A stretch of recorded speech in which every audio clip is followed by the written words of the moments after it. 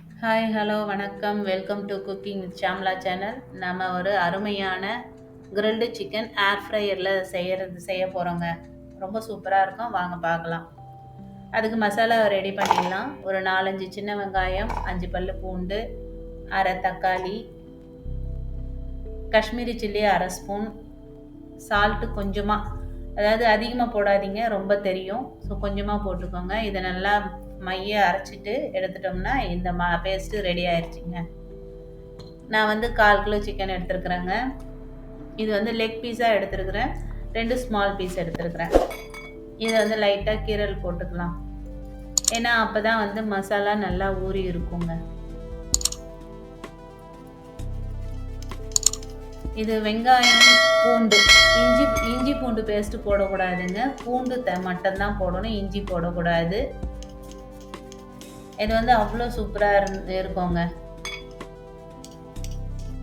லைட்டாக கீரல் போட்டுட்டு இது வந்து ஒரு 4 to 5 மணி நேரம் ஊறணுங்க.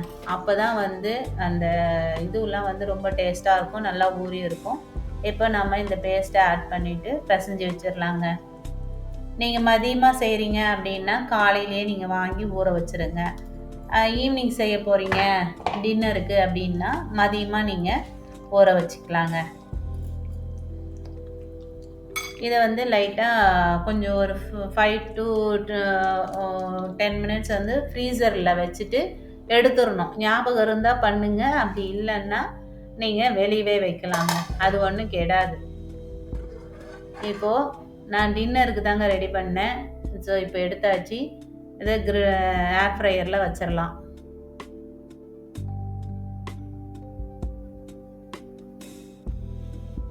அதிகமான பொருளும் கிடையாதுங்க. சின்ன வெங்காயம், பூண்டு, தக்காளி, கொஞ்சம் மிளகாய் பொடி, கொஞ்சம் சால்ட்டு, அவ்வளோதாங்க. டேஸ்ட்டு வந்து கடையோடது மாதிரியே இருக்கும். இப்போ வச்சாச்சு, உள்ளே இன்சர்ட் பண்ணிடலாங்க. இது வந்து 20 மினிட்ஸுக்கு வச்சுருக்குறாங்க. 180 டிகிரியில் 20 மினிட்ஸில் வச்சுருக்கேன்.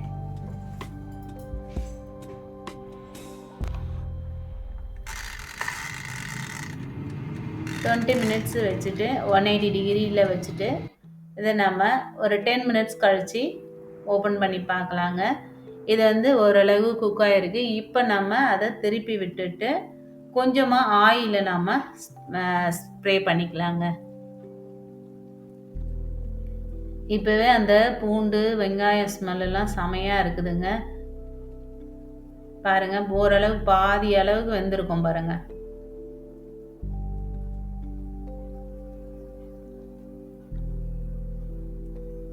இதை இப்படி திருப்பி போட்டுடலாம்.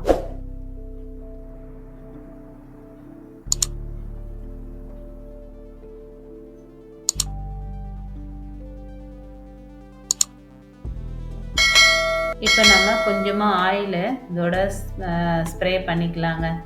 ஏன்னா நம்ம கொஞ்சம் கூட ஆயிலே போடலை, இன்னும் லைட்டாக ஆயில் போட்டுக்கிட்டோம்னா இன்னும் கொஞ்சம் நல்லாயிருக்கும்.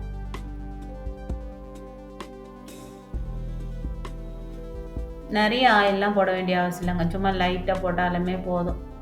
இப்போ நம்ம மறுபடியும் ஏர் ஃப்ரையரில் வச்சிடலாங்க. இது வந்து எப்போ வேணாலும் ஏர் ஃப்ரையரில் ஓப்பன் பண்ணிக்கலாங்க, அது வந்து பிரச்சனையே கிடையாது. அவன் மாதிரியே தான் ஓப்பன் பண்ணிக்கலாம்.